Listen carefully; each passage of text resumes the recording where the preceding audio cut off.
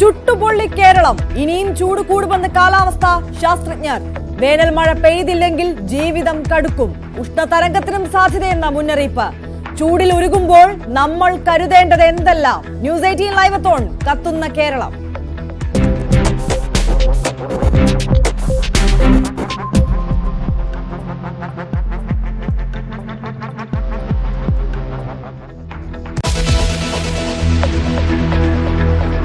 ലഹരിമരുന്ന് വേട്ട ഊർജിതമാക്കി പോലീസും എക്സൈസും. കുസാറ്റ് അടക്കമുള്ള ക്യാമ്പസുകളിൽ ഇന്നലെ രാത്രി മിന്നൽ പരിശോധന. കാക്കനാട്ടെ സ്വകാര്യ ഹോസ്റ്റലിൽ നിന്ന് ഒരു വിദ്യാർത്ഥി അറസ്റ്റിൽ. കളമശ്ശേരി ലഹരി വേട്ടയിൽ അന്വേഷണം തുടരുന്നു. കൊല്ലത്തുകാരനായ 3ാം വർഷ വിദ്യാർത്ഥി കേസിലെ പ്രധാനി. റിമാൻഡിലുള്ളവരെ കസ്റ്റഡിയിൽ കിട്ടാൻ അപേക്ഷ നൽകും.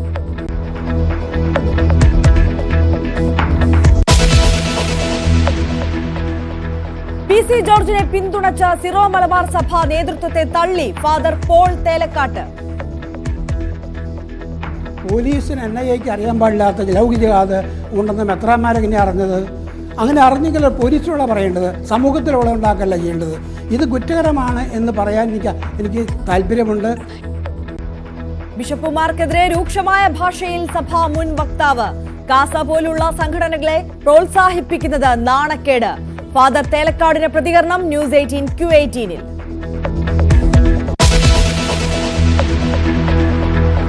ഇടുക്കി ഗ്രാമ്പിയെ വിറപ്പിച്ച കടുവയെ ഇന്ന് മയക്കുവെടിവെക്കും. കാലിനു പരിക്കേറ്റ കടുവ അവശ നിലയിലെന്ന വനം വകുപ്പ്. വണ്ടിപ്പെരിയാർ പഞ്ചായത്തിൽ വൈകിട്ട് 6 വരെ നിരോധനാജ്ഞ.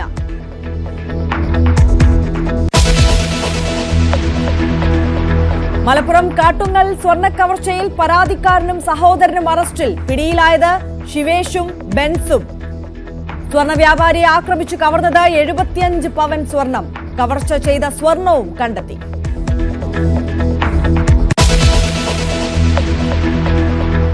യുദ്ധക്കപ്പൽ ആക്രമിച്ച ഹൂതികളെ തിരിച്ചടിച്ച അമേരിക്ക. 24 പേർ കൊല്ലപ്പെട്ടു. യമനിലെ ഹൂതി കേന്ദ്രങ്ങളിൽ കനത്ത വ്യോമാക്രമണം. ഹൂതികളെ ഇല്ലാതാക്കും വരെ തുടരുമെന്ന് പ്രസിഡന്റ് ട്രംപ്.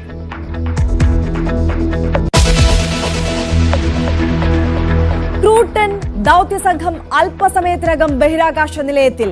പുതിയ സംഘത്തെ സുനിത വില്യംസും സംഘവും സ്വീകരിക്കും. സുനിത വില്യംസിന്റെ സംഘം ക്രൂ 9 പേടകത്തിലേറി ബുധനാഴ്ച ഭൂമിയിലേക്ക് മടങ്ങുമെന്ന് നാസ.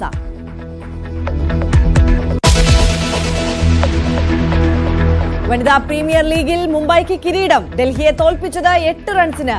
WPL കിരീടം മുംബൈ സ്വന്തമാക്കുന്നത് 2ാം തവണ.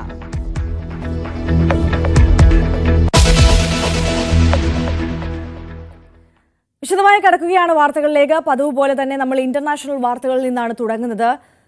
നേരത്തെ തലക്കെട്ടുകളിൽ കണ്ടതുപോലെ തന്നെ യമനിൽ ഹൂതി താവളങ്ങളിൽ അമേരിക്ക നടത്തിയ വ്യോമാക്രമണം വളരെ വലിയ വ്യോമാക്രമണമാണ്. അതിൽ 24 പേർ കൊല്ലപ്പെട്ടു എന്നുള്ളതാണ് ഏറ്റവും പുതിയ വാർത്ത.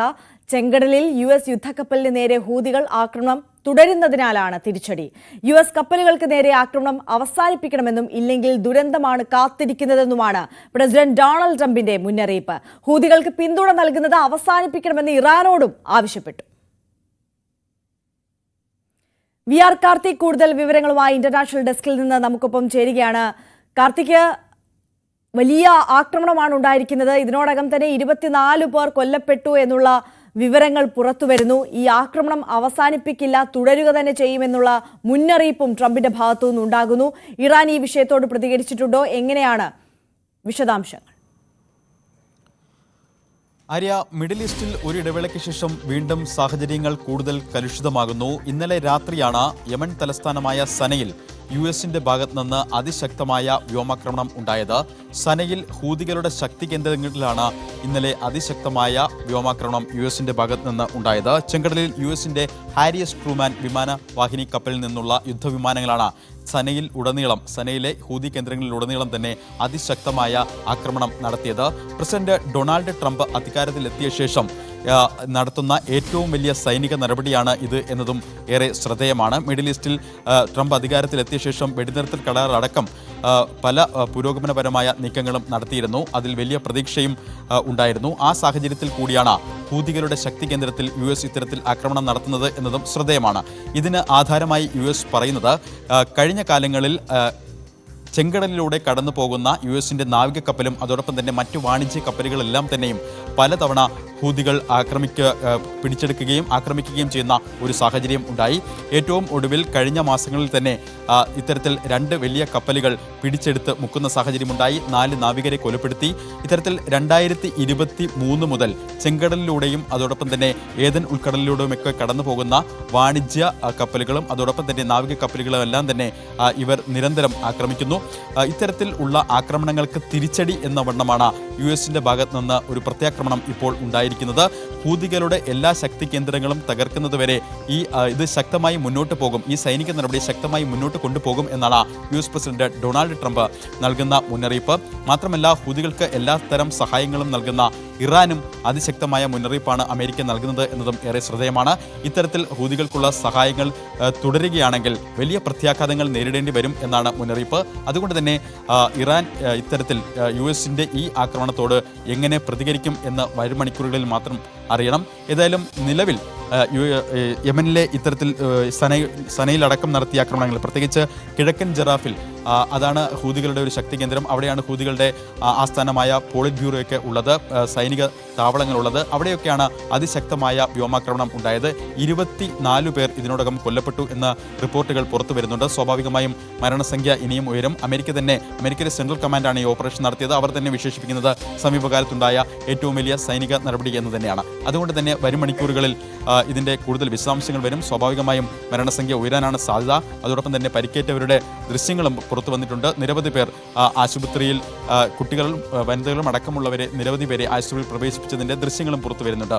എന്തായാലും ഒരു ഇടവേളയ്ക്ക് ശേഷം US-ന്റെ ശക്തമായ ഈ പ്രത്യാക്രമണം മിഡിൽ ഈസ്റ്റിൽ എന്തുതരം പ്രത്യാഘാതങ്ങൾക്ക് വഴിവെക്കും എന്ന് കണ്ടറിയണം. ഇതിനാധാരമായി ഹൂതികൾ പറയുന്ന ഒരു കാരണം, 4 ദിവസം മുൻപും അവർ ഇത്തരത്തിലൊരു മുന്നറിയിപ്പ് നൽകിയിരുന്നു. മാർച്ച് ആദ്യവാരം ആദ്യഘട്ട വെടിനിർത്തൽ കരാർ അവസാനിച്ചതോടെ ഗസയിലേക്കുള്ള സഹായ വിതരണത്തിനായി പോയ ട്രക്കുകൾ എല്ലാം തന്നെ തടയുന്ന ഒരു സാഹചര്യം ഇസ്രയേലിൻ്റെ ഭാഗത്തു നിന്നുണ്ടായെന്നും പാലസ്തീന് ഐക്യദാർഢ്യവുമായാണ് ഇത്തരത്തിൽ ചെങ്കടലിലും അതോടൊപ്പം തന്നെ ഏദൻ ഉൾക്കടലിലുമൊക്കെ നിരന്തരം കപ്പലുകൾ ആക്രമിക്കുന്നത് എന്നുമാണ് ഹൂതികൾ നൽകുന്ന ഒരു വെർഷൻ. എന്തായാലും അതിശക്തമായ നടപടി തന്നെ ഹൂതികൾക്കെതിരെ തുടരും എന്നാണ് US പറയുന്നത്. ഏത് ആക്രമണവും നേരിടുമെന്നും എന്ത് തരം പ്രത്യാഘാതങ്ങൾ ഉണ്ടായാലും ആ വെല്ലുവിളി ഏറ്റെടുക്കാൻ തയ്യാറാണ് എന്നുമാണ് ഹൂതി കേന്ദ്രങ്ങളും വ്യക്തമാക്കുന്നത്. സ്വാഭാവികമായും ഇത് മധ്യപൂർവേഷ്യയിൽ വലിയ സംഘർഷങ്ങൾക്ക് വഴിവെക്കുമോ എന്ന ആശങ്കയും നിലനിൽക്കുന്നു. ആര്യ, തീർച്ചയായും. VR കാർത്തിക്കാണ് ഇന്റർനാഷണൽ ഡെസ്കിൽ നിന്ന് കൂടുതൽ വിവരങ്ങൾ നൽകിയത്. എന്തായാലും കാർത്തിക് സൂചിപ്പിച്ചതുപോലെ തന്നെ ട്രംപ് അധികാരത്തിലേറിയതിനു ശേഷം നടക്കുന്ന ഏറ്റവും വലിയ ഒരു സൈനിക നടപടി തന്നെയാണിത്. അതിന്റെ ദൃശ്യങ്ങളാണ് പ്രേക്ഷകർ ഇപ്പോൾ കാണുന്നത്.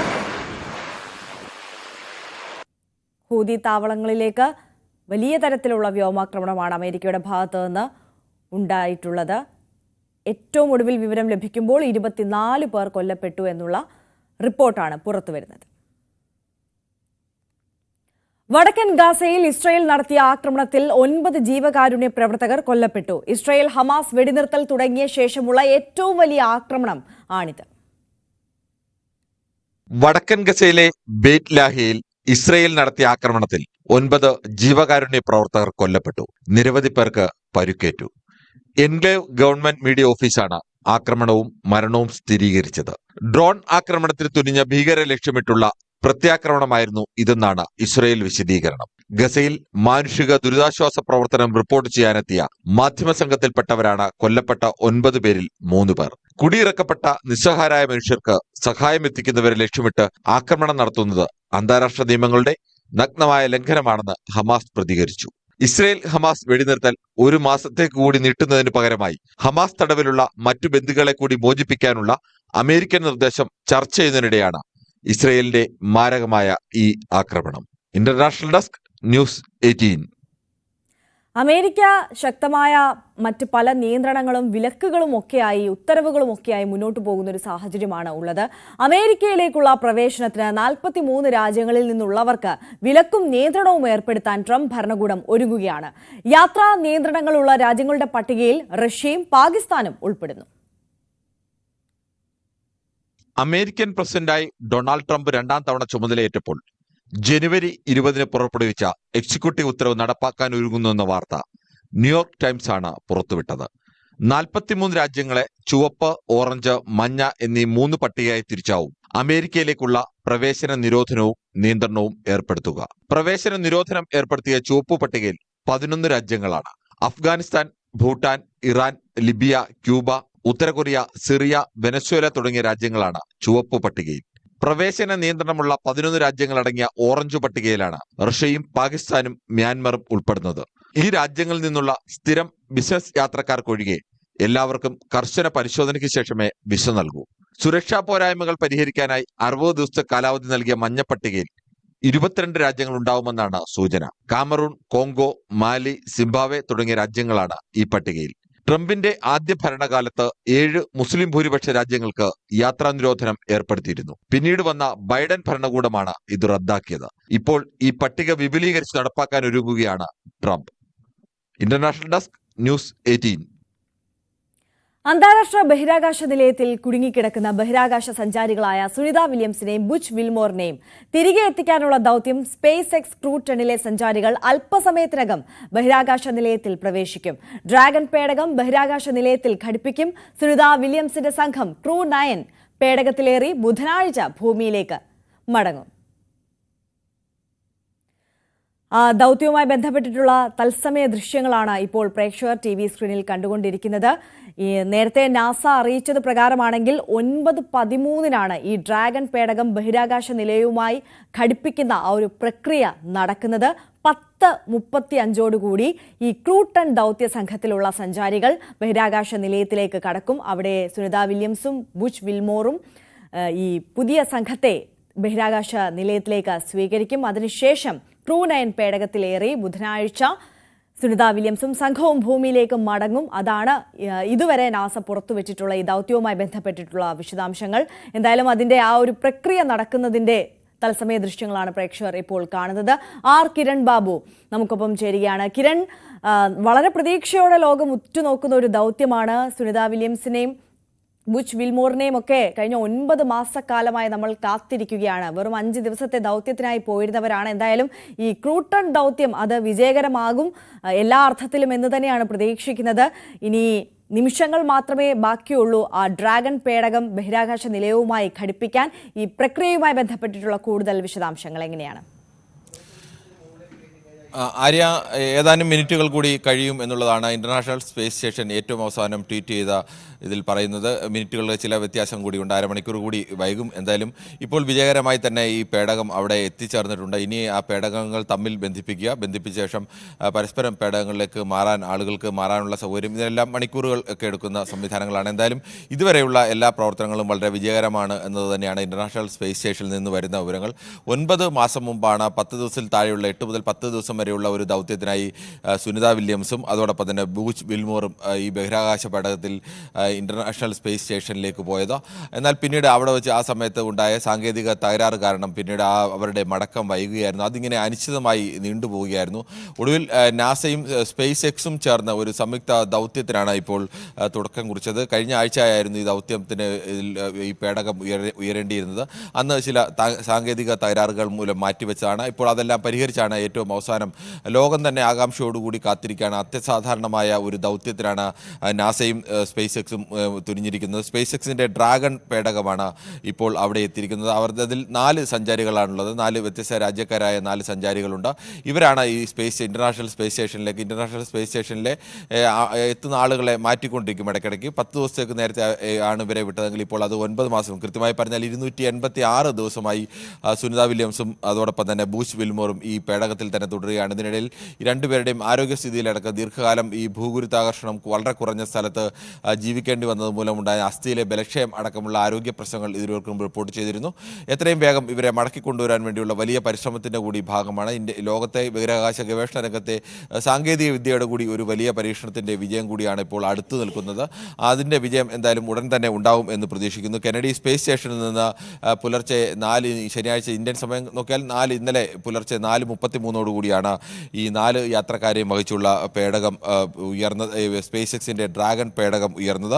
ഇത് ഈ ഡ്രാഗൺ പേടകമാണ് ഇപ്പോൾ ഇന്റർനാഷണൽ സ്പേസ് സ്റ്റേഷനുമായി ഇനി ബന്ധപ്പെടാൻ പോകുന്നത്. സ്പേസ് സ്റ്റേഷന് അടുത്ത് തന്നെ ഇത് എത്തിക്കഴിഞ്ഞു. ഇനി ഈ രണ്ട് സ്റ്റേഷനുകൾ തമ്മിൽ ഘടിപ്പിക്കുക എന്നുള്ളതാണ്. ഘടിപ്പിച്ച ശേഷമാണ് ഈ ഇപ്പോഴത്തെ നിലവിൽ അയച്ച ഡ്രാഗൺ 9 പേടകത്തിലുള്ള 4 യാത്രികരെ ഇന്റർനാഷണൽ സ്പേസ് സ്റ്റേഷനിലേക്ക് ഇറക്കുകയും അവിടെ നിന്നുള്ള 2 പേർ സുനിത വില്യംസും അതോടൊപ്പം തന്നെ ബൂച്ച് വിൽമോറും ഇവരെ രണ്ടുപേരെയും പേടകത്തിൽ മടക്കി എത്തിക്കുക ഈ ഒരു ദൗത്യമാണ്. ഇത് ഇത്തരം ആകാംക്ഷയോടെ ശാസ്ത്രലോകമടക്കം എല്ലാവരും ഉറ്റുനോക്കുന്ന കാര്യം.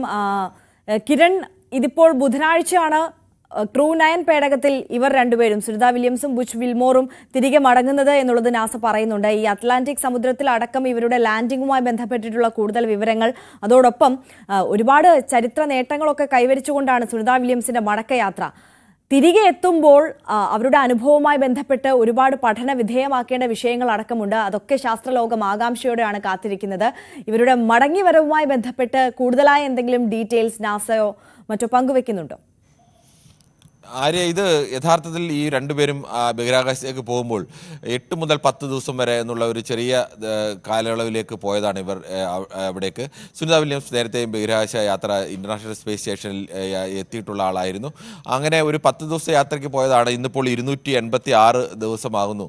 അതിൻ്റെ ഇടയിൽ സാങ്കേതിക തകരാർ മൂലം ഇവരെ തിരിച്ചിറക്കുക എന്നുള്ളത് അവിടെ മറ്റൊരു പേടകം എത്തിക്കുക, ആ പേടകവും ഈ ഇന്റർനാഷണൽ സ്പേസ് സ്റ്റേഷനുമായി ബന്ധപ്പെടുത്തിയ ശേഷം അത് പരസ്പരം അവിടെ നിന്ന് ആളുകളെ മാറുക, ഇത്തരം കാര്യങ്ങൾക്കൊക്കെ സാങ്കേതിക പ്രശ്നങ്ങളൊക്കെ ഒരുപാടുണ്ടായിരുന്നു.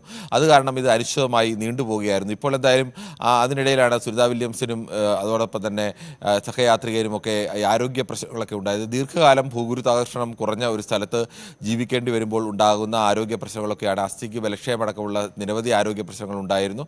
ഇവർക്ക് തന്നെ അവിടെ തന്നെ ചികിത്സയ്ക്കുള്ള സംവിധാനങ്ങളുമൊക്കെ ബഹിരാകാശ പേടകത്തിൽ എത്ര കാലം കഴിഞ്ഞാലും അവർക്ക് അതിനുവേണ്ടിയുള്ള സംവിധാനങ്ങൾ കൂടി ഇതിൽ ഒരുക്കിയിട്ടുള്ളത് കൊണ്ട് അവർ പിടിച്ചു നിന്നതാണ്. എന്തായാലും തിരികെ മടങ്ങി എത്തിക്കഴിഞ്ഞാലും ഇനി ഒരു 3 മാസത്തേക്ക് കൂടി അവർക്ക് ഇത്തരം ആരോഗ്യ പ്രശ്നങ്ങളൊക്കെ ഉണ്ടാവാനുള്ള സാധ്യതയുണ്ട്. സാധാരണ കാലാവസ്ഥയിലേക്ക് പൂർണ്ണമായും മാറണമെങ്കിൽ 3 മാസത്തെ കാലാവധി, ഒറ്റയടിക്ക് അവരെ ഭൂമിയുടെ സാധാരണ ഗുരുത്വാകർഷണ സംവിധാനത്തിലേക്ക് മാറ്റാൻ കഴിയില്ല. ഇതിനിടയ്ക്ക് ഈ പതിയെ മാത്രമേ അത് കുറച്ചു കൊണ്ടുവരാൻ കഴിയൂ. അതിന് 3 മാസത്തോളം എടുക്കുമെന്നാണ് പറയുന്നത്. പ്രത്യേകിച്ച് ഇവരുടെ ആരോഗ്യസ്ഥിതിയിലടക്കം ആശങ്കകൾ ഉയർന്ന ഘട്ടത്തിൽ വളരെ സാവധാനത്തിൽ മാത്രമേ അത്തരമൊരു മാറ്റത്തിലേക്ക് കൊണ്ടുവരാൻ കഴിയൂ. എന്തായാലും അതൊക്കെ വിജയകരമായി നടപ്പാക്കാൻ കഴിയും എന്നുള്ള പ്രതീക്ഷ തന്നെയാണ് ശാസ്ത്ര ലോകത്തിനാകെയുള്ളത്. ഇപ്പോൾ ഏറ്റവും പ്രധാനപ്പെട്ട വിഷയം ഈ ഡോക്കിംഗ് വിജയകരമായി പൂർത്തിയാക്കുക എന്നുള്ളതാണ്. ഇരു ഉപഗ്രഹങ്ങളും തമ്മിലുള്ള ഇരു പേടകങ്ങളും തമ്മിൽ ബന്ധം സ്ഥാപിച്ച ശേഷം ഈ ബഹിരാകാശ നിലയത്തിൻ്റെ കൺട്രോൾ ഈ പുതുതായി വരുന്ന 4 പേർ ഏറ്റെടുക്കുക. അവർക്ക് അതിനു വേണ്ടിയുള്ള കാര്യങ്ങളെല്ലാം ഈ കൺട്രോൾ കഴിഞ്ഞ 10 മാസമായി ഇതിൻ്റെ കൺട്രോൾ ഉണ്ടായ സുനിത വില്യംസിനും ബൂച്ച് വിൽമോറിനുമാണ്. അവർ അതിൻ്റെ കൺട്രോൾ മറ്റവർക്ക് കൈമാറുക. അതിനുശേഷം ഇവരെ തിരികെ ഈ പേടകത്തിലേക്ക് എത്തിക്കുകയും ഈ പേടകം തിരിച്ച് ഇവരെ സുരക്ഷിതമായി തന്നെ ഭൂമിയിലേക്ക് എത്തിക്കുക എന്നുള്ള ഒരു വലിയ ദൗത്യം, അത്യസാധാരണമായ ഒരു ദൗത്യം എന്ന് തന്നെ പറയാം. അത്തരമൊരു ദൗത്യത്തിൻ്റെ വക്കിലാണ് ശാസ്ത്രലോകം മുഴുവൻ ആകാംക്ഷയോടെ കാത്തു നിൽക്കുന്നത്. തീർച്ചയായും. കിരൺ ബാബു ആണ് ഇന്റർനാഷണൽ ഡെസ്കിൽ നിന്ന് വിവരങ്ങൾ നൽകിയത്. കിരൺ സൂചിപ്പിച്ചതുപോലെ തന്നെ ആകാംക്ഷയുടെ നിമിഷങ്ങളിലൂടെയാണ് കടന്നു പോകുന്നത്. ഈ ക്രൂ 10 പേടകം അതിന്റെ ഡോക്കിംഗ് പ്രക്രിയ അനായാസം നടക്കേണ്ടതുണ്ട്, മാത്രമല്ല അത് വിജയിക്കേണ്ടതുമുണ്ട്. ഒരുപാട് ദൗത്യം ഇത്തരത്തിൽ കഴിഞ്ഞ 9 മാസക്കാലമായി ഇവരെ രണ്ടുപേരെയും അവിടെ കുടുങ്ങിയ സുനിത വില്യംസിനെയും ബുച്ച് വിൽമോറിനെയും തിരികെ എത്തിക്കാൻ, ഭൂമിയിലേക്ക് എത്തിക്കുവാൻ വേണ്ടിയിട്ടുള്ള ദൗത്യങ്ങൾ ഒരുപാട് ആലോചിച്ചിരുന്നു. പല സാങ്കേതിക പ്രശ്നങ്ങളാൽ അത് മുടങ്ങിപ്പോകുന്ന സാഹചര്യമായിരുന്നു ഉണ്ടായിരുന്നത്. എന്തായാലും ക്രൂ 10 വിജയം കാണുമെന്നുള്ള പ്രതീക്ഷയിലാണ് ശാസ്ത്രലോകം ഉള്ളത്. മറ്റു വാർത്തകളിലേക്ക് കൂടി നമ്മൾ കടക്കുകയാണ്. ഇടുക്കി വണ്ടിപ്പെരിയാറിലെ ഗ്രാമ്പിയിൽ ജനവാസ മേഖലയിൽ ഇറങ്ങിയ കടുവയെ ഉടൻ മയക്കുവെടി വെച്ച് പിടികൂടും. ഇരയെടുക്കാൻ കൂട്ടിൽ കയറിയില്ലെങ്കിൽ വെടിവെക്കാനാണ് തീരുമാനം. കാലിന് ഗുരുതര പരിക്കേറ്റ കടുവ തീർത്തും അവശ നിലയിലാണ്. പ്രിൻസ് ജെയിംസ് ഇടുക്കിയിൽ നിന്ന് കൂടുതൽ വിവരങ്ങളുമായി നമുക്കൊപ്പം ചേരുകയാണ്. പ്രിൻസ്, ഈ ദൗത്യം ഇതിനോടകം ആരംഭിച്ചു എന്നാണ് മനസ്സിലാക്കുന്നത്. എവിടെയാണ് ഇപ്പോൾ കടുവയെ ലൊക്കേറ്റ് ചെയ്യാൻ കഴിയുന്നത്? അവശ നിലയിലാണ് എന്ന് പറയുന്നു. ദൗത്യസംഘം എന്തൊക്കെ വിവരങ്ങൾ പങ്കുവെക്കുന്നുണ്ട്? ആര്യ, ഗ്രാമ്പിയിലെ കടുവയെ പിടികൂടുന്ന ദൗത്യം അനിശ്ചിതത്തിലേക്ക് നീങ്ങുന്ന ഒരു സാഹചര്യമാണ് നിലവിലുള്ളത്. ഇന്ന് രാവിലെ ദൗത്യസംഘം ഇവിടെ എത്തിയിരുന്നെങ്കിൽ പോലും ഇതുവരെയും കടുവയെ ലൊക്കേറ്റ് ചെയ്യാനായിട്ടില്ല. കഴിഞ്ഞ രാത്രിയിൽ കടുവ നിലയുറത്തിരുന്ന ഭാഗത്തു നിന്നും മാറിയെന്നാണ് വനം വകുപ്പ് വ്യക്തമാക്കുന്നത്. രാവിലത്തെ മൂടൽമഞ്ഞിന്റെ സാന്നിധ്യവും ഈ ദൗത്യത്തിന് പ്രതിസന്ധിയാകുന്നുണ്ട്. എന്തായാലും കൃത്യമായ കടുവ എവിടെയെന്ന് കണ്ടെത്തുവാൻ വനംവകുപ്പിന് സാധിച്ചിട്ടില്ല. കഴിഞ്ഞ ദിവസം അതായത് ഇന്നലെയൊക്കെ ഈ കൂട് ഒരുക്കിയിരുന്ന പ്രദേശത്തു നിന്നും ഏകദേശം 300 മീറ്ററോളം മാറി ഒരു ചതുപ്പ് നിറഞ്ഞ മേഖലയിലായിരുന്നു കടുവ ഉണ്ടായിരുന്നത്. ഈ പ്രദേശത്തു നിന്നും അധികം ദൂരേക്ക് കടുവയ്ക്ക് പോകാൻ സാധിക്കില്ല എന്നതായിരുന്നു വനംവകുപ്പിന്റെ നിഗമനം. പ്രത്യേകിച്ചും കാലിന് പരിക്കുണ്ടായിരുന്നു. ആ ഒരു സാഹചര്യം ഉണ്ടായതിനാൽ അധികം ദൂരേക്ക് പോകാൻ സാധിക്കില്ല എന്നായിരുന്നു വനംവകുപ്പ് കരുതിയിരുന്നത്. എന്നാൽ ഇന്ന് രാവിലെ കടുവ ഇതുവരെയും കൃത്യമായി ലൊക്കേറ്റ് ചെയ്യാൻ സാധിച്ചിട്ടില്ല. ഡ്രോൺ അടക്കം ഉപയോഗിച്ച് നിരീക്ഷണം നടത്തിയെങ്കിലും കടുവയെ ലൊക്കേറ്റ് ചെയ്യാൻ സാധിച്ചിട്ടില്ല. അതേസമയം വനംവകുപ്പിന്റെ വീഴ്ചയെന്ന് നാട്ടുകാർ ആരോപണം ഉന്നയിക്കുന്നുണ്ട്. ഇന്നലെ തന്നെ കടുവയെ പിടികൂടാമായിരുന്നു. കൃത്യമായും കടുവ ഈ മേഖലയിൽ ഇന്നലെ പൂർണ്ണമായും ഉണ്ടായിരുന്നു. പകൽ സമയം പൂർണ്ണമായും ഈ ചതുപ്പിനോട് ചേർന്ന ഒരു പ്രദേശത്ത് കടുവ നിലയുറപ്പിച്ചിരുന്നു. അധികം ദൂരേക്ക് പോകാതെ തന്നെ അവിടെ ഉണ്ടായിരുന്നു. എന്നാൽ ആ ഒരു സമയത്തൊന്നും കൃത്യമായി ഈ ദൗത്യം നടപ്പിലാക്കാതെ വനംവകുപ്പ് നീട്ടിക്കൊണ്ട് പോവുകയായിരുന്നു എന്നാണ് നാട്ടുകാർ ആരോപിക്കുന്നത്. അത് വലിയ ഒരു വിമർശനത്തിനും നാട്ടുകാരുടെ ഭാഗത്തുനിന്ന് ഒരു പ്രതിഷേധത്തിനുമൊക്കെ ഇടയാക്കിയിട്ടുണ്ട്. എന്തായാലും കടുവയെ ഉടനെ ലൊക്കേറ്റ് ചെയ്യാൻ സാധിക്കുമെന്ന ഒരു പ്രതീക്ഷയിലാണ് വനംവകുപ്പ്. അതിനുള്ള നടപടികൾ ഒക്കെ ആരംഭിച്ചിട്ടുണ്ട്. പരിശോധനകളൊക്കെ നടക്കുന്നുണ്ട്. ആര്യ, പ്രിൻസ്, ഈ ചതുപ്പ് നിലത്തിൽ, അതായത് ഇപ്പോൾ കടുവയെ ലൊക്കേറ്റ് ചെയ്യാൻ കഴിഞ്ഞിട്ടില്ല, പക്ഷെ കഴിഞ്ഞ ദിവസം കടുവയെ ലൊക്കേറ്റ് ചെയ്യാൻ സാധിച്ചിരുന്ന സാഹചര്യത്തിൽ പോലും മയക്കുവെടി വെക്കാൻ അടക്കം ദൗത്യസംഘം മുതിരാതിരുന്നത് എന്തുകൊണ്ടാണ് എന്നാണ് അവരുടെ ഭാഗത്തു നിന്നുള്ള ഒരു വിശദീകരണം. മാത്രമല്ല, ഈ അവശനിലയിലുള്ള കടുവയെ മയക്കുവെടി വെക്കുന്നത് കാര്യങ്ങൾ കൂടുതൽ വഷളാക്കാനുള്ള ഒരു സാഹചര്യം കൂടി ഇല്ലേ? ആര്യ, കഴിഞ്ഞ ദിവസങ്ങളിലൊക്കെ വനംവകുപ്പ് വ്യക്തമാക്കിയിരുന്നത് കടുവയ്ക്ക് ആരോഗ്യപരമായ പ്രശ്നങ്ങളുണ്ട്, കാലിന് വലിയ പരിക്കുണ്ട്. അതുകൊണ്ട് തന്നെ ഈ മയക്കുവെടി വെക്കുന്നത് വലിയ പ്രതിസന്ധി ഉണ്ടാക്കാൻ സാധ്യതയുണ്ട് എന്നാണ് വനംവകുപ്പ് ആദ്യം വ്യക്തമാക്കിയിരുന്നത്. എന്നാൽ പിന്നീട് ഇവിടെ നിരീക്ഷണം മാറി കാലിന് പരിക്കുള്ളത് ഒഴിച്ചാൽ മറ്റ് ആരോഗ്യ പ്രശ്നങ്ങളൊന്നുമില്ല എന്ന നിരീക്ഷണത്തിലേക്കാണ് ഇപ്പോൾ എത്തിയിരിക്കുന്നത്. എന്നാൽ അത് അനുസരിച്ച് പോലും ഇന്നലെ തന്നെ മയക്കുവെടി വെച്ച് കടുവയെ പിടികൂടാനുള്ള ഒരു നടപടിയിലേക്ക് വനംവകുപ്പ് നീങ്ങിയിട്ടില്ല. വൈകുന്നേരത്തോടെയാണ് ഇത്തരത്തിലൊരു നടപടിയിലേക്ക് വനംവകുപ്പ് നീങ്ങുകയും അതിനുള്ള ദൗത്യം ആരംഭിക്കുകയും ചെയ്തത്. ഇന്നലെ തന്നെ ഏകദേശം ചുരുങ്ങിയ സമയം മാത്രമാണ് ദൗത്യത്തിനായി എടുക്കുകയും 6:30 സാഹചര്യങ്ങൾ അനുകൂലമായതോടെ ദൗത്യം അവസാനിപ്പിച്ച് ഇന്നത്തേക്ക് നീങ്ങുകയുമായിരുന്നു. എന്നാൽ ഇന്ന് കടുവയെ ഇതുവരെ ലൊക്കേറ്റ് ചെയ്യാൻ സാധിച്ചിട്ടുമില്ല. അതുതന്നെയാണ് ജനങ്ങൾക്ക് വലിയ അമർഷം ഉണ്ടാക്കാൻ ഇടയാക്കിയിരിക്കുന്നത്. കാരണം ഒരു മാസത്തോളമായി വിവിധ ദിവസങ്ങളിൽ ഈ ഗ്രാമ്പിയിലെയും വണ്ടിപ്പെരിയാറിലെ വിവിധ മേഖലകളിൽ കടുവ എത്തുകയും വളർത്തുമൃഗങ്ങൾക്ക് നേരെയൊക്കെ ആക്രമണം ഉണ്ടാകുകയും ചെയ്തു. പലതവണ ജനങ്ങൾ ഈ വിവരം വനംവകുപ്പുമായി പങ്കുവച്ച ശേഷമാണ് കഴിഞ്ഞ ദിവസം വനംവകുപ്പ് ഇവിടെ കൃത്യമായ ഒരു നിരീക്ഷണം നടത്തുകയും കടുവയെ കണ്ടെത്തുകയും ചീഫ് വൈൽഡ് ലൈഫ് വാർഡൻ കടുവയെ പിടികൂടുന്നതിനായി കൂട് സ്ഥാപിക്കാൻ നിർദ്ദേശിക്കുകയും ചെയ്തത്. അങ്ങനെ കൂട് ഒരുക്കി 2 ദിവസത്തോളം കാത്തിരുന്നിട്ടും കടുവ പിടികൂടാൻ സാധിച്ചില്ല. കടുവ ഈ കൂട്ടിലേക്ക് എത്തിയില്ല. തുടർന്നാണ് കഴിഞ്ഞ ദിവസം കടുവയെ ഈ കൂടിനോട് ചേർന്നുള്ള ഒരു ചതുപ്പ് നിറഞ്ഞ പ്രദേശത്ത് കുറ്റിക്കാടുകളൊക്കെയുള്ള ഒരു പ്രദേശത്ത് കണ്ടെത്തുകയും ചെയ്തത്.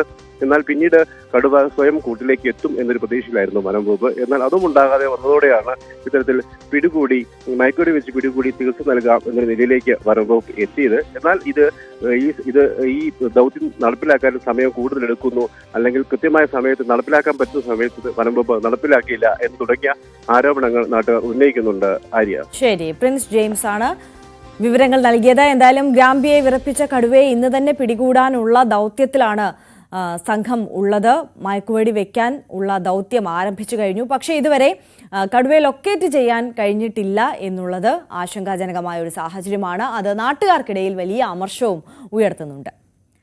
മുമ്പൊന്നുമില്ലാത്ത വിധം മാർച്ച് ആയപ്പോഴേക്കും കേരളം അത്യുഷ്ണത്തിന്റെ പിടിയിലായി കഴിഞ്ഞിരിക്കുകയാണ്. നമുക്കറിയാവുന്ന കാര്യമാണ്. ജലസംഭരണികളെല്ലാം ഏതാണ്ട് വരണ്ടു കഴിഞ്ഞിരിക്കുകയാണ്. പകൽ സമയം പുറത്തിറങ്ങുന്നത് വലിയ ആരോഗ്യ പ്രശ്നങ്ങളിലേക്ക് വഴിവെച്ചു തുടങ്ങി. സാധാരണ ഏപ്രിൽ പകുതിക്ക് ശേഷമൊക്കെ കേട്ടിരുന്ന ഈ സൂര്യാതപവും കുഴഞ്ഞു വീഴലുമൊക്കെ ഇപ്പോഴേ കേട്ടു തുടങ്ങുന്ന ഒരു സാഹചര്യമാണ് നിലവിലുള്ളത്. കാലാവസ്ഥ കടുത്തുകൊണ്ടിരിക്കുകയാണ്. വേനൽ മഴ പ്രതീക്ഷിച്ചിരുന്നു, പക്ഷേ എത്തിയില്ല. കേരളത്തിന് ചുട്ടുപൊള്ളുകയാണ് ഇപ്പോൾ കരുതിയിരിക്കണം. നമ്മൾ ഓരോരുത്തരുടെയും ഉത്തരവാദിത്തമാണത്. ഇന്ന് ന്യൂസ് 18 ലൈവത്തോൺ ആരംഭിക്കുകയാണ് ഈ വിഷയവുമായി ബന്ധപ്പെട്ട്. കത്തുന്ന കേരളം.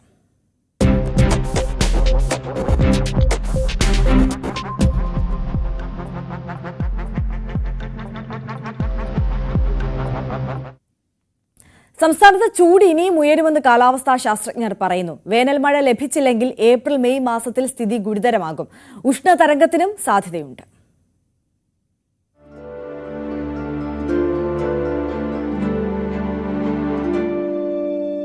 ഓരോ വർഷവും ചൂട് ഉയരുന്ന സാഹചര്യമാണ് നിലനിൽക്കുന്നത്.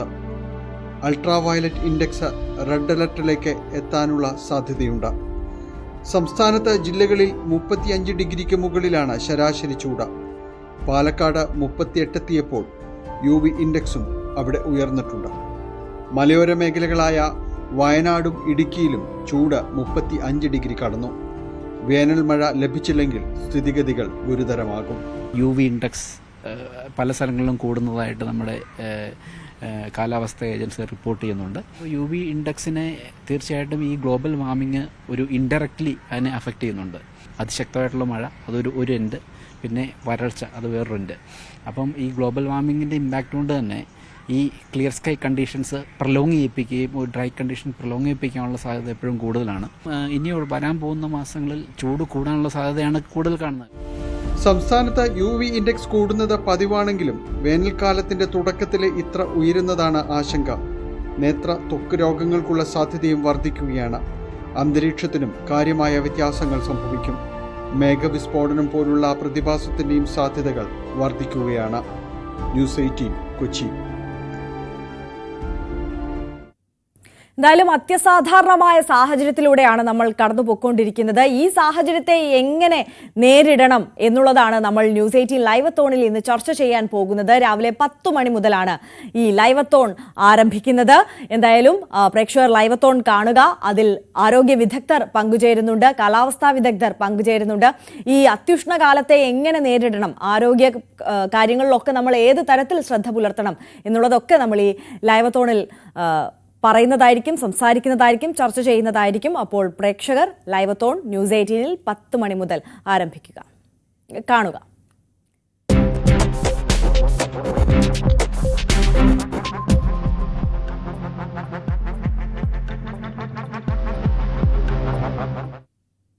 നെടുമങ്ങാട് കാട്ടുതീയിൽ റബ്ബർ തോട്ടം കത്തിനശിച്ചു. ഇന്നലെ രാത്രി 9 മണിയോടെയാണ് താന്നിമൂട് തിരിച്ചിട്ടപ്പാറ മലയിൽ തീ പടർന്നത്. മലയിൽ തീ പടർന്നു. അതിനുശേഷം സമീപത്തെ റബ്ബർ തോട്ടത്തിലേക്ക് വ്യാപിക്കുകയായിരുന്നു. നെടുമങ്ങാട് യൂണിറ്റിൽ നിന്നും 2 യൂണിറ്റ് അഗ്നിരക്ഷാസേനയെത്തി തീ നിയന്ത്രണ വിധേയമാക്കി. തോട്ടത്തിലെ തീ അണച്ചെങ്കിലും രാത്രി മലയിൽ മറ്റ് പലയിടത്തും തീ പടർന്നിരുന്നു. വിശദാംശങ്ങളുമായി അരുൺ മോഹൻ ചേരുന്നു നെടുമങ്ങാട് നിന്ന്. അരുൺ, ഈ ദൃശ്യങ്ങളിൽ നിന്ന് തന്നെ വ്യക്തമാകുന്നുണ്ട് എത്രത്തോളം ഭീകരമായ സാഹചര്യമായിരുന്നു എന്നുള്ളത്. വിശദാംശങ്ങൾ എങ്ങനെയാണ്? ആര്യ, ഇന്നലെ വൈകുന്നേരം മുതലാണ് ഈ പറയുന്ന നെടുമങ്ങാട് സമീപം താന്നിമൂട് തിരിച്ചിട്ടപ്പാറയിൽ അഗ്നി പടരുന്നത്. നമുക്ക് മനസ്സിലാക്കാൻ കഴിയുന്ന അടിക്കാടുകൾ കത്തിയതിനെ തുടർന്നായിരുന്നു ഈ ഒരു തീപിടുത്തം ഉണ്ടായെന്നുള്ളതാണ് നമുക്ക് മനസ്സിലാക്കാൻ കഴിഞ്ഞത്. പക്ഷേ അത് ജനങ്ങൾ കാര്യമാക്കി എടുത്തില്ല. കാരണം ഈ പറയുന്ന സ്ഥലം ജനവാസ കേന്ദ്രമല്ലായിരുന്നു. പക്ഷേ വൈകുന്നേരം 8 മണിയോടുകൂടി ഈ തീ താഴ്ന്ന ജനവാസ കേന്ദ്രത്തിലേക്കും ഒപ്പം കൃഷി ഇടങ്ങളിലേക്കൊക്കെ എത്തിയതോടുകൂടിയായിരുന്നു സ്ഥിതിഗതികൾ രൂക്ഷമായത്. ഈ പറയുന്ന പ്രദേശത്തുള്ള നിരവധി റബ്ബർ പുരയിടങ്ങൾ അഗ്നിക്ക് ഇരയായി എന്നാണ് നമുക്ക് മനസ്സിലാക്കാൻ കഴിയുന്നത്. ഒപ്പം തുടർന്ന് ഈ പറയുന്ന നെടുമങ്ങാടിൽ നിന്നും ഉൾപ്പെടെയുള്ള ഫയർഫോഴ്സ് സംഘം എത്തി വളരെ ശ്രമപ്പെട്ടായിരുന്നു ഈ പറയുന്ന തീ നിയന്ത്രണ വിധേയമാക്കി. കാരണം അവർക്ക് യഥാസമയം അവിടെ എത്താൻ കഴിയില്ല. കാരണം ഇത് കിഴക്കാൻ ഒരു പ്രദേശമാണ്, എത്താൻ കഴിയില്ല. എന്തായാലും ഇപ്പോൾ നമുക്ക് പറയാനുള്ളത് തീ നിയന്ത്രണ വിധേയമാക്കിയിട്ടുണ്ട് എന്ന് മാത്രമാണ്. ആര്യ, ശരി. അരുൺ മോഹനാണ് വിവരങ്ങൾ നൽകിയത്. മറ്റു വാർത്തകൾ ഇടവേളയ്ക്ക് ശേഷം നോക്കാം.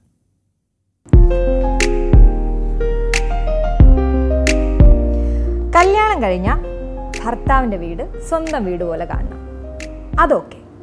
പക്ഷെ നമ്മൾ ജനിച്ചു വളർന്ന വീട് എങ്ങനെയാ നമ്മുടെ അല്ലാതാകുന്നത്? വീട്ടുകാർക്കല്ല പ്രശ്നം. ആദ്യത്തെ പ്രശ്നം കുടുംബക്കാർക്കും അയൽക്കാർക്കുമാണ്. പക്ഷെ പിന്നെ പിന്നെ അവരുടെ ചോദ്യങ്ങൾ വീട്ടുകാരും ചോദിച്ചു തുടങ്ങും. അവിടെ എന്തെങ്കിലും പ്രശ്നമുണ്ടോ? നീ എന്നാ പോണേ? അവൻ എന്താ വരാത്തെ? അവനുമായിട്ട് എന്തെങ്കിലും പ്രശ്നമുണ്ടോ? അല്ലേ? നിങ്ങൾ പറ, എന്തെങ്കിലും കല്യാണം കഴിഞ്ഞിട്ട് സമാധാനമായിട്ട് ഗസ്റ്റ് റോളിലല്ലാതെ നിങ്ങളുടെ വീട്ടിൽ നിങ്ങൾ നിന്നിട്ടുണ്ടോ? ഇല്ലല്ലേ? അതാണ്.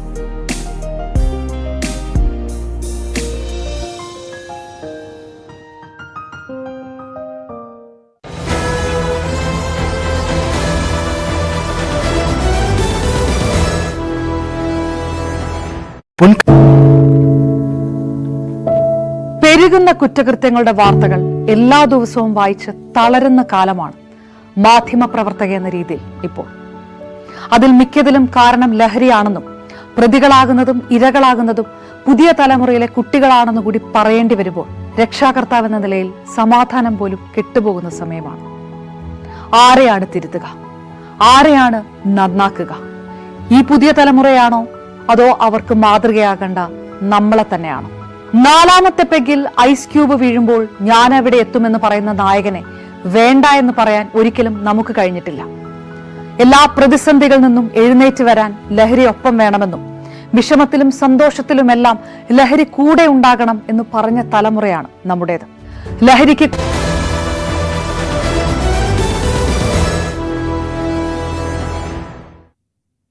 ലഹരി വ്യാപനം ചെറുക്കാൻ നാടെങ്ങും വലവിരിച്ച് പോലീസ്.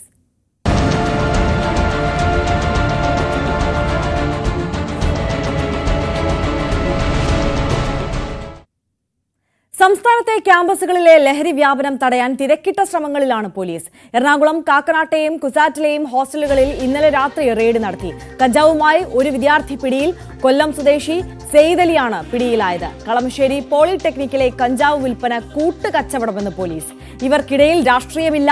കളമശ്ശേരി കഞ്ചാവ് കേസിൽ റിമാൻഡിലായ പ്രതിക്കായി പോലീസ് വരും ദിവസങ്ങളിൽ കസ്റ്റഡി അപേക്ഷ നൽകും. കൊല്ലം സ്വദേശിയായ 3ാം വർഷ വിദ്യാർത്ഥിയാണ് കേസിലെ പ്രധാനിയെന്ന് അറസ്റ്റിലായ ആഷിഖ്, ഷാരിഖ് എന്നിവരുടെ മൊഴി അനുസരിച്ച് പോലീസ് വ്യക്തമാക്കിയിട്ടുണ്ട്. ഡാനി പോൾ കൊച്ചിയിൽ നിന്ന് കൂടുതൽ വിവരങ്ങളുമായി നമുക്കൊപ്പം ചേരുകയാണ്. ഡാനി, വലിയ രീതിയിലുള്ള പരിശോധന, റെയ്ഡ് എല്ലാ വിദ്യാഭ്യാസ കേന്ദ്രങ്ങളും ഹോസ്റ്റലും ഒക്കെ കേന്ദ്രീകരിച്ചുകൊണ്ട് പോലീസ് നടത്തുകയാണ്. ഞെട്ടിപ്പിക്കുന്ന വിവരങ്ങൾ, വാർത്തകളൊക്കെയാണ് അതിൽ നിന്നൊക്കെ പുറത്തു വരുന്നതും, അല്ലേ?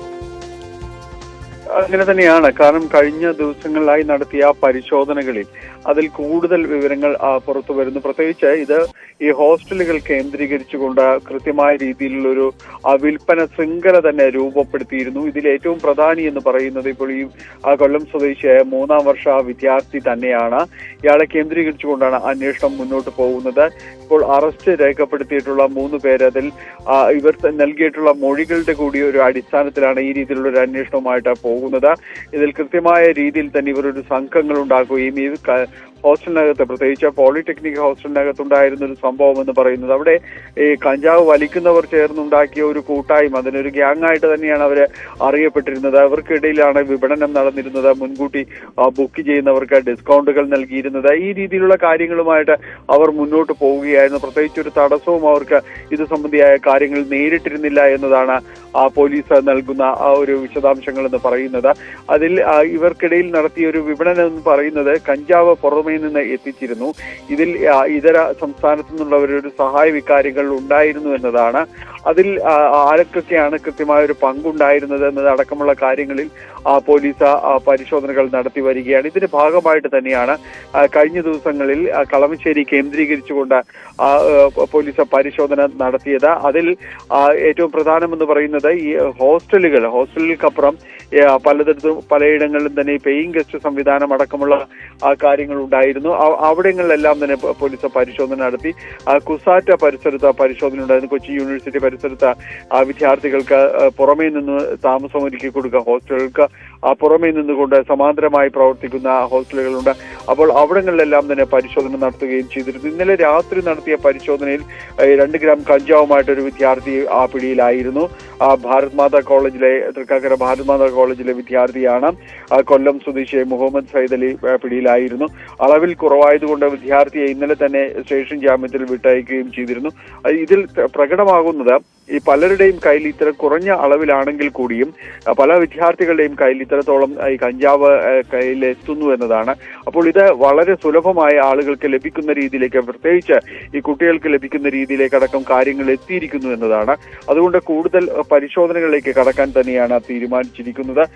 ഇതിൽ ഇങ്ങനെ ഒരു കൂട്ടായ്മ രൂപപ്പെടുത്തുന്നത് അങ്ങനെ പ്രത്യേകിച്ച് രാഷ്ട്രീയമോ കാര്യങ്ങളോ ഒന്നും തന്നെ ഇല്ല എന്നാണ് പോലീസ് പറയുകയും ചെയ്യുന്നത്. പോളിടെക്നിക്കിലേക്ക് വരികയാണെങ്കിൽ അവിടെ ഈ വിദ്യാർത്ഥികൾ പലരും ഉപയോഗിച്ചിരുന്നത് ബീഡി വാങ്ങിക്കുകയോ അതിനകത്തെ പുകയില മാറ്റി കഞ്ചാവ് നിറയ്ക്കുകയും ചെയ്യുന്ന രീതിയിലാണെന്നാണ് പോലീസിന് ലഭിച്ചിരിക്കുന്ന വിവരങ്ങൾ. അപ്പോൾ കൂടുതൽ പരിശോധനകളിലേക്ക് കടന്നിരിക്കുന്നു. കൃത്യമായ രീതിയിൽ ഇതിന്റെ ഒരു ശൃംഖലയിലേക്ക് എത്തിച്ചേരാൻ പോലീസിന് ഇതിനകം കഴിഞ്ഞിട്ടുണ്ട് എന്നാണ് മനസ്സിലാക്കുന്നത്.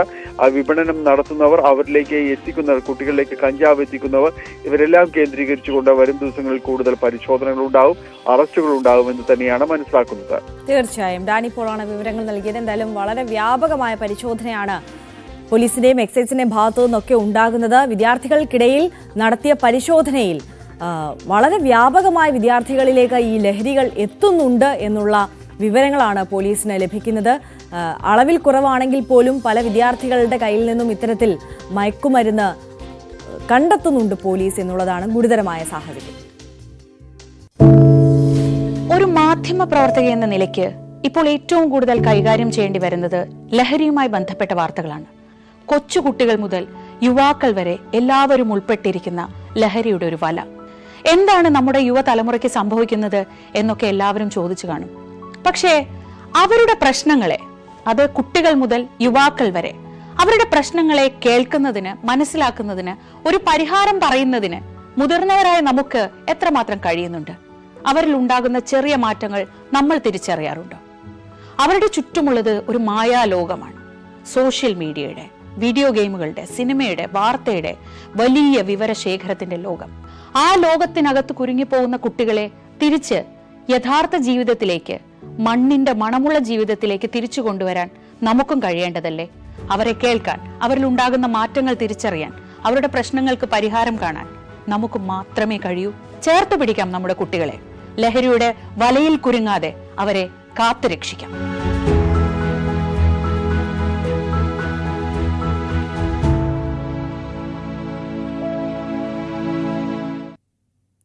ലവ് ജിഹാദ് ആരോപണത്തിൽ PC ജോർജിനെ പിന്തുണച്ച സിറോ മലബാർ സഭയെ തള്ളി മുൻ വക്താവ് ഫാദർ പോൾ തേലക്കാട്ട്.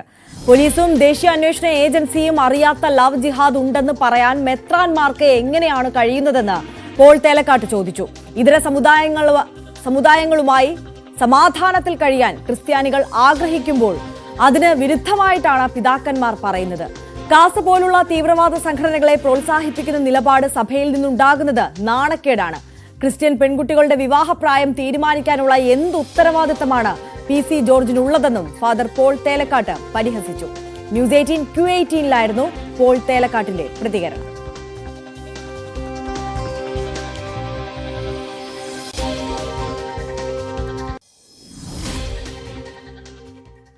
സഭ, സിറോ മലബാർ സഭ ഇതിനകത്തെടുത്ത നിലപാട് അത് അത്ഭുതപ്പെടുത്തുന്ന കാര്യമാണോ? PC ജോർജ് പറഞ്ഞതിൽ മതവിദ്വേഷമുണ്ടാക്കുന്ന ഒന്നുമില്ല എന്ന് പറയുകയും പത്രക്കുറിപ്പിറക്കുകയൊക്കെ ചെയ്ത സാഹചര്യമുണ്ട്. അത് ആശ്ചര്യപ്പെടുത്തിയോ? തീർച്ചയായിട്ടും ആശ്ചര്യമുണ്ട്, സങ്കടമുണ്ട്. അതാണ് ഞാൻ പറഞ്ഞത്. സിറോ മലബാർ സഭ 2020 ജനുവരി 14 പ്രസ്താവന ഇറക്കി ലവ് ജിഹാദ് ഉണ്ടെന്നും പറഞ്ഞു. പോലീസിന് NIAക്ക് അറിയാൻ പാടില്ലാത്ത ലവ് ജിഹാദ് ഉണ്ടെന്ന് മെത്രാന്മാരെങ്ങനെ അറിഞ്ഞത്? അങ്ങനെ അറിഞ്ഞെങ്കിൽ പോലീസിലുള്ള പറയേണ്ടത്, സമൂഹത്തിലുള്ള ഉണ്ടാക്കല്ല ചെയ്യേണ്ടത്. ഇത് കുറ്റകരമാണ് എന്ന് പറയാൻ എനിക്ക് താല്പര്യമുണ്ട്. ഇത് സമുദായം അംഗങ്ങൾ ചിന്തിക്കുന്നതല്ല ഈ പുറത്തേക്ക് വരുന്ന ഈ നിലപാട് എന്ന് കൂടിയാണ് ഫാദർ പോൾ തേലക്കാട്ട് പറയുന്നത്, അല്ലേ? ഇസ്ലാം മതവിശ്വാസികളുമായിട്ടും ഹിന്ദുക്കളായിട്ടും ഒക്കെ സൗഹാർദ്ദത്തിൽ ജീവിക്കാനാണ് ഇവിടുത്തെ ക്രിസ്ത്യാനികൾ ആഗ്രഹിക്കുന്നത്. അതിന് വിരുദ്ധമായി പിതാക്കന്മാരായാലും അച്ഛന്മാരായാലും ആരായാലും കുറച്ചുകൂടി ഉത്തരവാദിത്വപൂർവ്വം പെരുമാറണം. PC ജോർജും സ്ത്രീ പുരുഷന്മാർ സമന്മാരായിട്ടും സമത്വമുള്ളവരായിട്ടും ഈ സമൂഹത്തിൽ ജീവിക്കുന്നവരാണ്. അവർക്ക് അവരുടെ അവകാശങ്ങളുണ്ട്, അവർക്ക് അവരുടെ പഠിക്കാനും വളരാനുള്ള എല്ലാ സന്ദർഭങ്ങളുണ്ട്. അവരുടെ കല്യാണം കഴിക്കണമെന്ന കാര്യം അവരുടെ കുടുംബവും അവരുമാണ് തീരുമാനിക്കേണ്ടത്.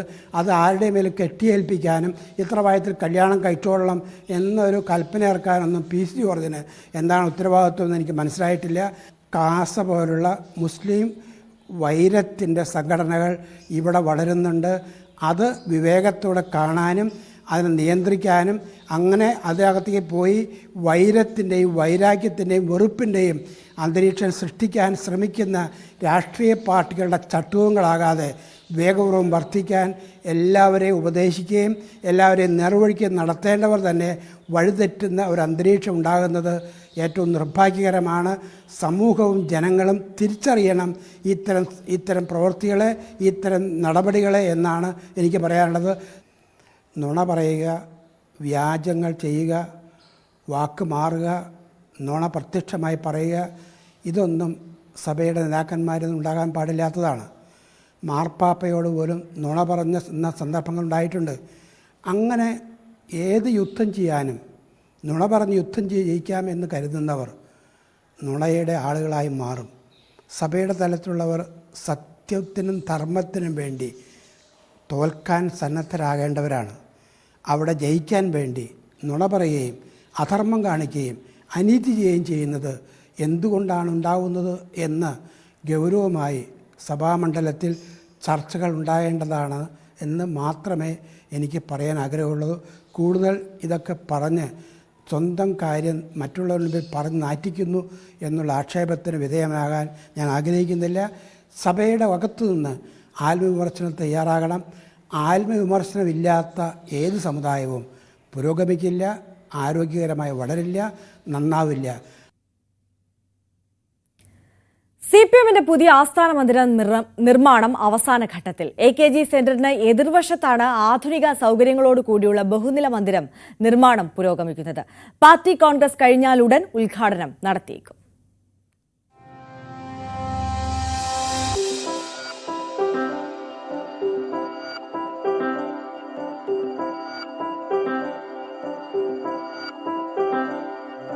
പഞ്ചനക്ഷത്ര ഹോട്ടലിന്റെ രൂപഭംഗി വെള്ളയും ചുവപ്പും ഇടകലർന്നാണ് AKG സെന്റർ. എന്നാൽ പുതിയ മന്ദിരത്തിന് ഒറ്റ നിറം ചുവപ്പ്. കേരളത്തിലെ CPMന്റെ പ്രൗഢിയും ശേഷിയും വിളിച്ചറിയിക്കുന്ന ബഹുനില മന്ദിരം. ബേസ്മെന്റിലെ 2 നിലകൾ ഉൾപ്പെടെ 9 നിലകളിലായാണ് നിർമ്മാണം. AKG സെന്ററിന്റെ എതിർവശത്ത് 6.5 കോടി രൂപയ്ക്ക് പാർട്ടി വാങ്ങിയ 32 സെന്റിൽ 5380 സ്ക്വയർ ഫീറ്റിലാണ് കെട്ടിടം.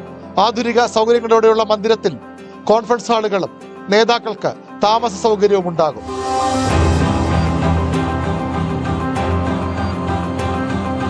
ഈ കെട്ടിടം ഉദ്ഘാടനം ചെയ്യുന്നതോടെ നിലവിലെ AKG സെന്റർ പൂർണ്ണമായും പഠന ഗവേഷണ കേന്ദ്രമായി മാറും. കോടിയേരി ബാലകൃഷ്ണൻ സംസ്ഥാന സെക്രട്ടറി ആയിരിക്കെ അദ്ദേഹത്തിന്റെ പേരിലാണ് സ്ഥലം വാങ്ങിയതും നിർമ്മാണം തുടങ്ങിയതും.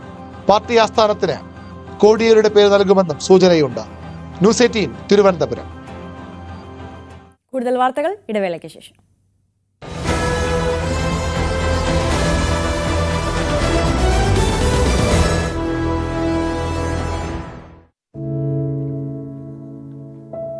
പെരുകുന്ന കുറ്റകൃത്യങ്ങളുടെ വാർത്തകൾ എല്ലാ ദിവസവും വായിച്ച് തളരുന്ന കാലമാണ് മാധ്യമപ്രവർത്തക എന്ന രീതിയിൽ ഇപ്പോൾ.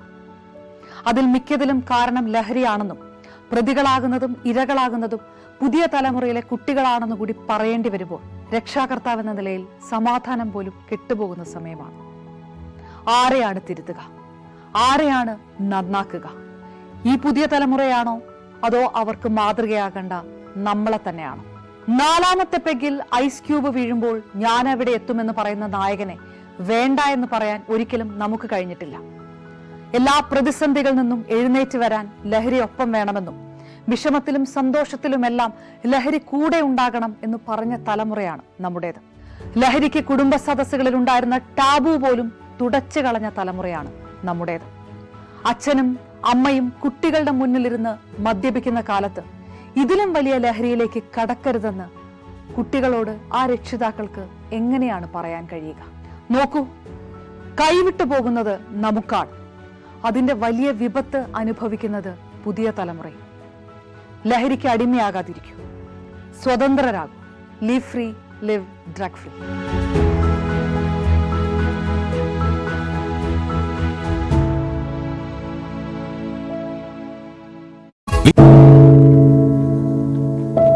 പെരുകുന്ന കുറ്റകൃത്യങ്ങളുടെ വാർത്തകൾ എല്ലാ ദിവസവും വായിച്ച് തളരുന്ന കാലമാണ് മാധ്യമപ്രവർത്തക എന്ന രീതിയിൽ ഇപ്പോൾ.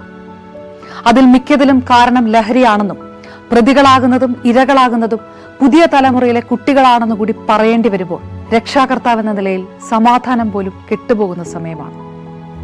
ആരെയാണ് തിരുത്തുക? ആരെയാണ് നന്നാക്കുക? ഈ പുതിയ തലമുറയാണോ അതോ അവർക്ക് മാതൃകയാകേണ്ട നമ്മളെ തന്നെയാണോ?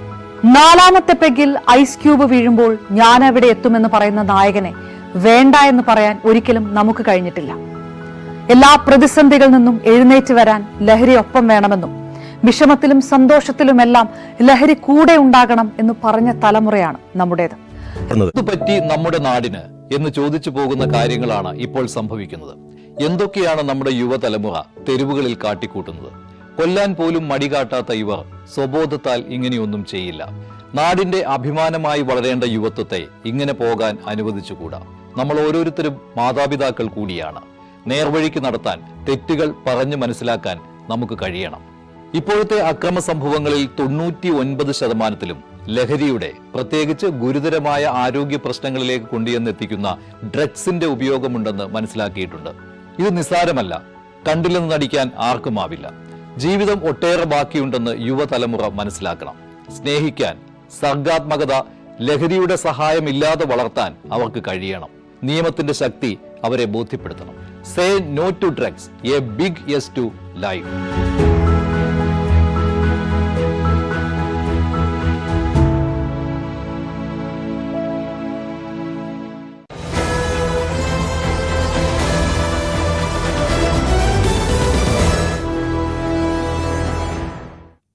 വീണ്ടും വാർത്തകളിലേക്ക്.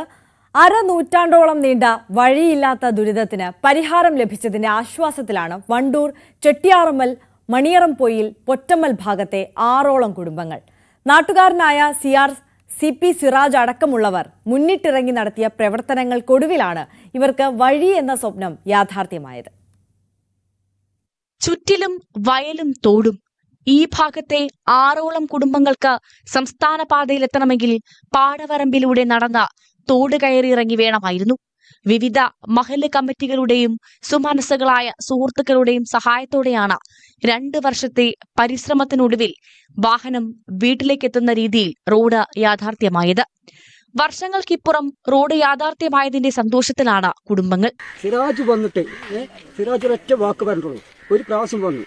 അന്ന് പറഞ്ഞു അഞ്ചത്തിനോടും അഞ്ചുമിനോടും പറഞ്ഞിട്ട് അത് ഞാൻ എന്നെക്കൊണ്ട് കഴിയുന്നുണ്ട് ഞാൻ ചെയ്തു തരാം. പക്ഷെ ഓൻ ആ വാക്കും വരിച്ചിടുന്നില്ല. ഇതാണ് ആരിപ്പം എന്ത് ചെയ്യേണ്ടത് വെച്ചാൽ പിന്നെ ഈ പഞ്ചായത്ത് മെമ്പറും പിന്നെ പഞ്ചായത്ത് ബ്ലോക്കോ MLA ഏത് ഫണ്ട് ഉപയോഗിച്ചാണെങ്കിലും ഇതിപ്പോൾ നടക്കാത്ത രൂപത്തിലാക്കി തന്നല്ലോ. അത് ആരെങ്കിലും ചെയ്ത് തരണം. നടവഴിയായി വരമ്പത്ത് കൂടിയാണ് ഞങ്ങൾ അങ്ങാടിക്കും ഹോസ്പിറ്റലിക്കും ഒക്കെ പോയിരുന്നത്. കുട്ടികളൊക്കെ എടുത്തുകൊണ്ടാണ് പോയിരുന്നത്. കുട്ടികളെയും വലിയവരൊക്കെ കഷായൊക്കെ എടുത്തുകൊണ്ടാണ് ഞങ്ങൾ ഇവിടുന്ന് പോയിരുന്നത്.